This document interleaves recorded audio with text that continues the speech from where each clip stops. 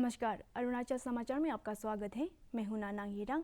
आइए बुलेटिन में सबसे पहले देखते हैं मुख्य समाचार।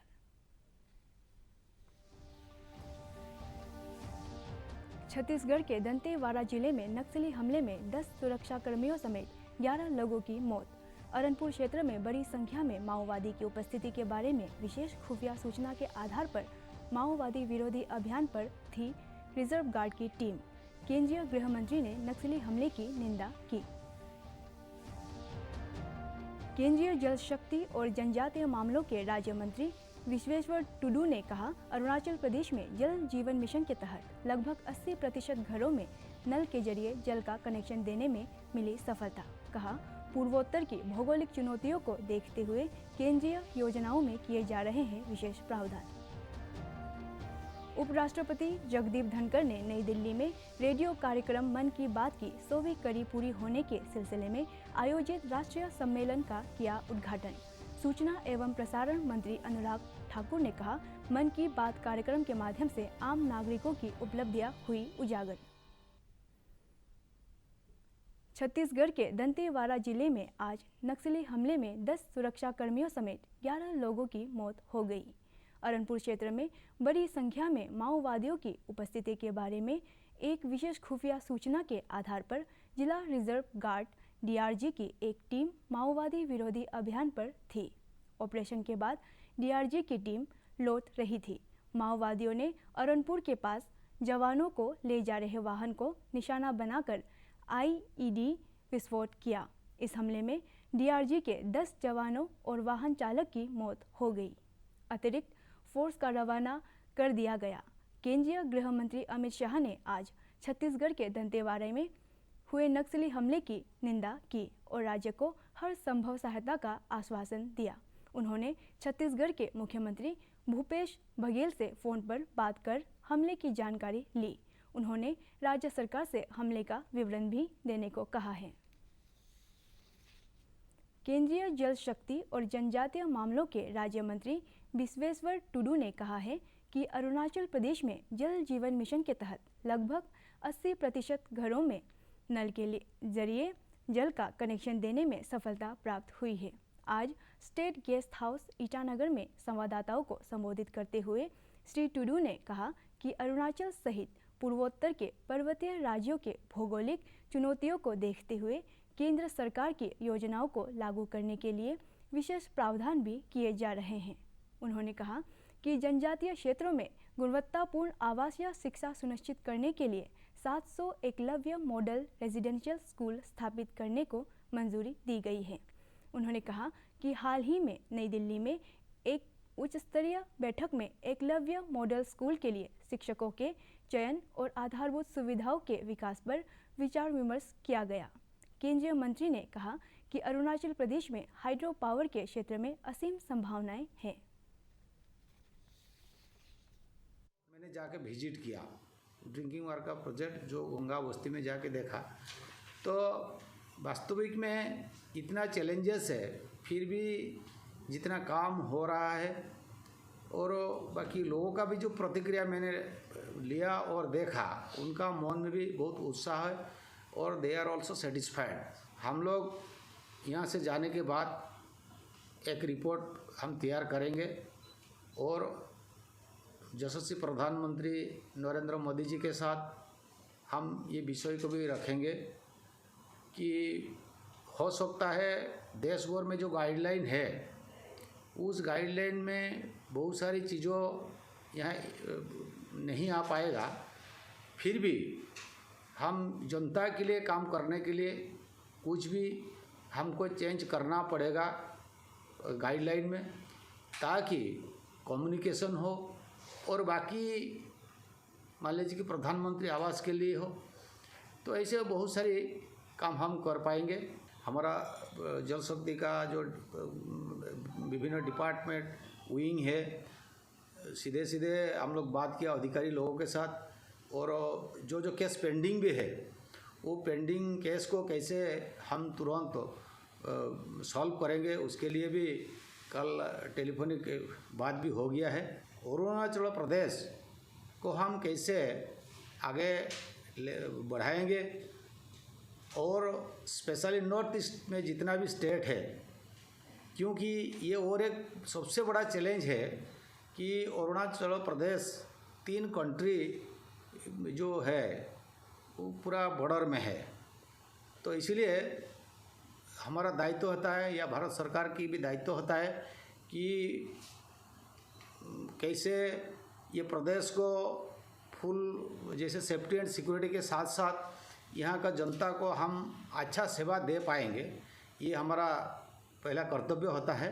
जो हाइड्रो पावर स्टेशन वो भी बहुत बड़ा यहाँ अचीवमेंट हो पाएगा, और भारत सरकार की तरफ से जितना मदद हो पाएगा हम लोग करेंगे।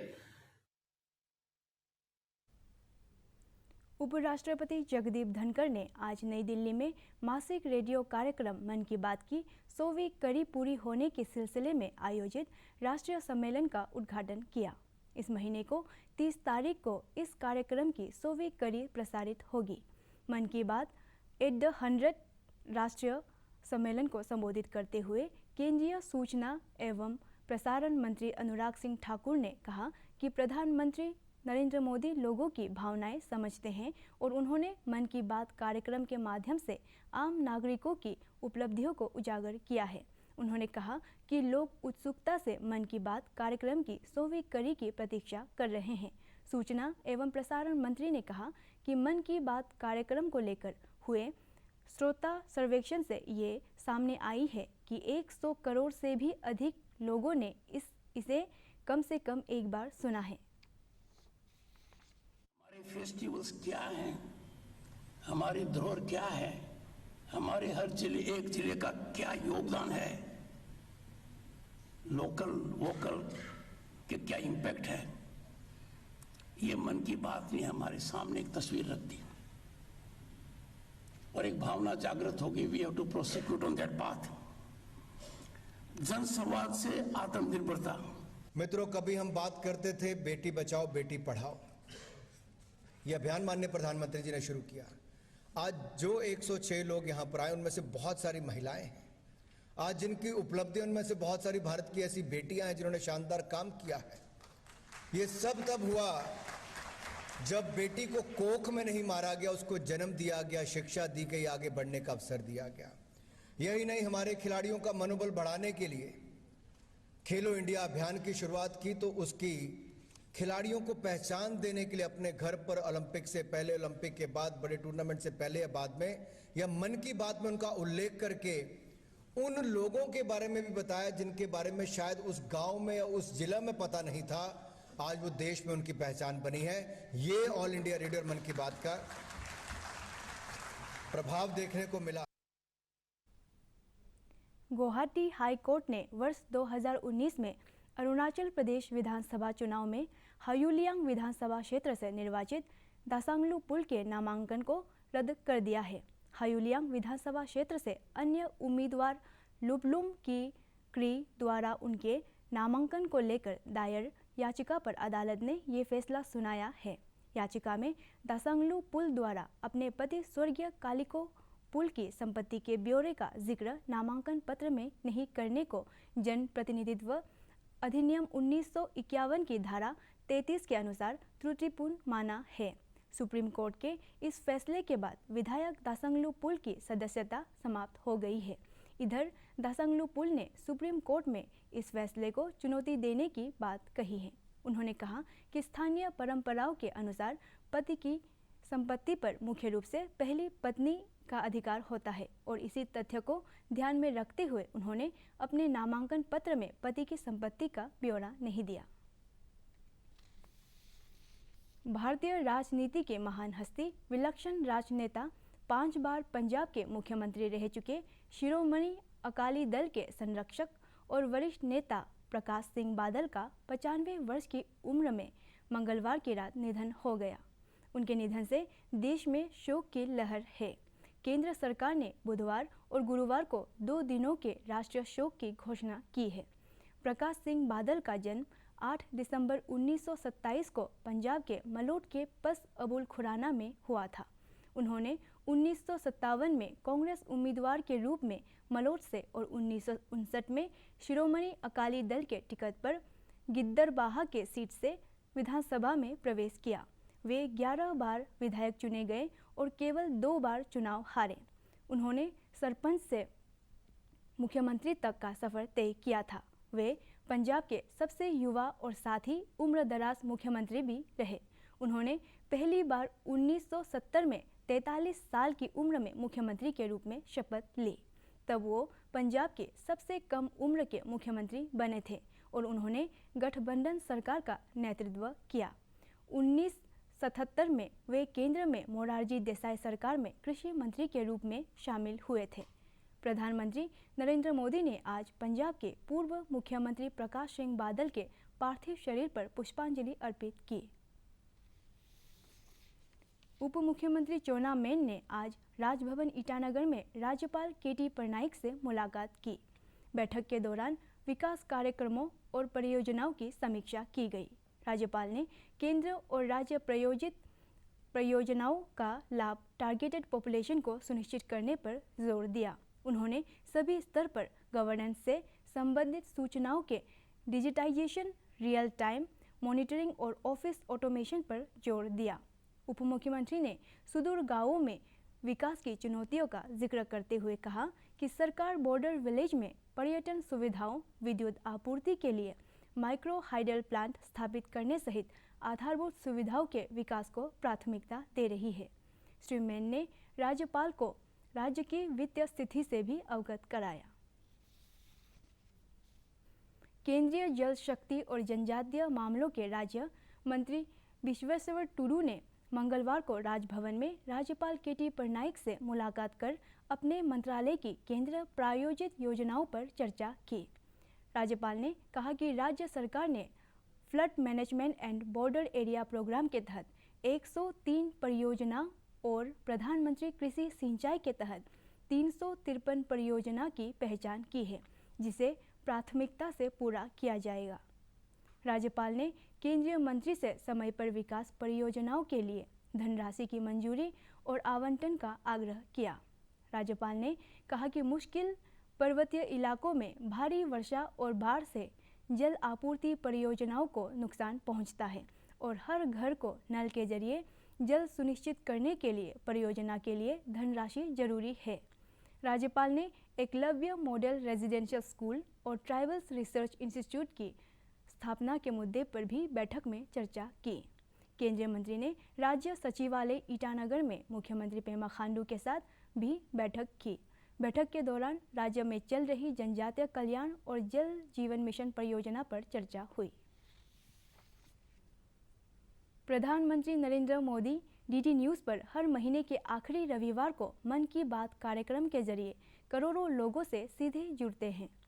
3 अक्टूबर 2014 को पहली बार पीएम मोदी ने जनता से मन की बात साझा की थी। अप्रैल में 100वीं कड़ी के साथ ये सिलसिला जारी रहेगा।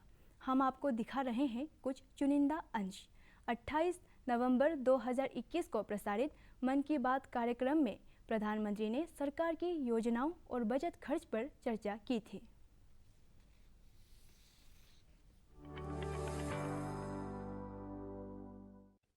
मेरे प्यारे देशवासियों, सरकार जब योजनाएं बनाती है, बजट खर्च करती है, समय पर परियोजनाओं को पूरा करती है, तो लोगों को लगता है कि वो काम कर रही है। लेकिन सरकार के अनेक कार्यों में, विकास के अनेक योजनाओं के बीच मानवीय संवेदनाओं से जुड़ी बातें हमेशा एक अलग सुख देती है। सरकार के प्रयासों से, सरकार की योजनाओं से कैसे कोई जीवन बदला, उस बदले हुए जीवन का अनुभव क्या है, जब ये सुनते हैं तो हम भी संवेदनाओं से भर जाते हैं। यह मन को संतोष भी देता है और उस योजना को लोगों तक पहुंचाने की प्रेरणा भी देता है। केंद्रीय जल शक्ति और जनजातीय मामलों के राज्य मंत्री विश्वेश्वर टुडू ने कहा है कि मन की बात कार्यक्रम देशवासियों के बीच बहुत लोकप्रिय है। ईटानगर में आयोजित संवाददाताओं से बातचीत में श्री टुडू ने कहा कि मन की बात इनोवेटिव कार्यक्रम है और इसमें लोगों के सुझाव शामिल होते हैं। बहुत लोग यूज भी नहीं करते हैं। धीरे धीरे देखिए, रेडियो का भी यूज, रेडियो को सुनने का भी, ऑल इंडिया रेडियो का भी वो सबको आग्रह हुआ कि प्रधानमंत्री जो कहते हैं, विषय को रखते हैं, गांव-गांव में, पूरा नीचे स्तर में ऐसे चीज़ों भी है। मेरा गांव में क्या हो रहा है, हो सकता है मुझे मालूम नहीं है, लेकिन प्रधानमंत्री का एजेंसी इतना काम करता है कि ऐसे मेरे गांव में भी अच्छा काम हुआ है, अच्छा आदमी है, उसका प्रतिभा है, उसको पता चलता है, उसको मन की बात में वो पूरा देश के जनता के सामने वो लाता है। मंगलवार को ईटानगर स्थित मुख्यमंत्री आवास पर बिहू मनाया गया।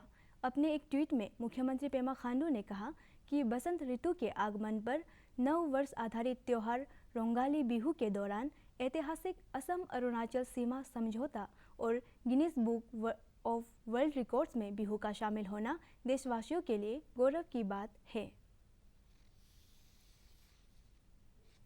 भारतीय मजदूर संघ बीएमएस ने कामगारों के कल्याण से जुड़ी विभिन्न मांगों को लेकर राष्ट्रव्यापी धरना प्रदर्शन किया।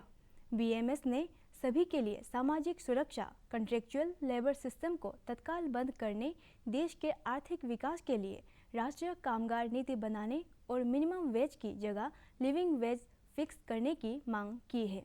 ईटानगर के टेनिस कोर्ट में आज भारतीय मजदूर संघ की रैली में कामगारों ने हिस्सा लिया। अंदर में बहुत सा आप सब के लिए कवरेज है। सभी ऑर्गेनाइज वर्कर्स यानी कि डिपार्टमेंट वर्कर्स, अनऑर्गेनाइज वर्कर्स, जितना भी जो दुकानी चला रहा है, जो ग्रेस में वर्कर्स है, जो ठाकुर भाइयों हैं, जो दर्जी बहनों हैं, जो स्ट्रीट वेंडर्स है, जितना भी वर्कर्स है बाहर में, जो किसान है, खेती बाड़ी करते हैं, उनके लिए सब यहाँ अंदर में कवर है।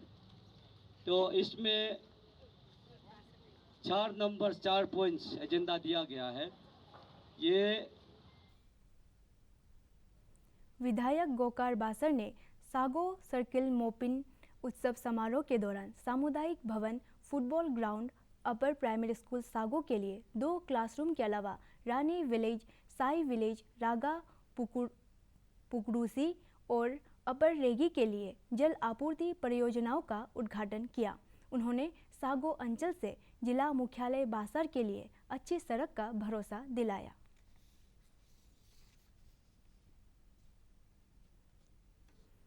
लोहित जिले के उपायुक्त ने तेजू में स्व सहायता समूहों द्वारा Arunachal state rural livelihood mission के तहत स्थापित मदर्स किचन का उद्घाटन किया। तेजू में स्व सहायता समूहों के कौशल विकास और आय को बढ़ाने से संबंधित प्रोजेक्ट का भी उद्घाटन किया। जिला प्रशासन ने अपने एक ट्वीट में बताया कि ARSRLM के तहत जिले के अन्य इलाकों में भी स्व सहायता समूहों को प्रोत्साहित करने के लिए प्रोजेक्ट शुरू किए जाएंगे। अरुणाचल समाचार के आज के अंक में इतना ही। हम कल फिर हाजिर होंगे अरुणाचल और देश दुनिया की खबरों के साथ। चलते चलते आपको बता दें कि आप अरुणाचल समाचार हमारे YouTube channel DD news Arunachal पर भी देख सकते हैं। देखते रहिए अरुण प्रभा। नमस्कार।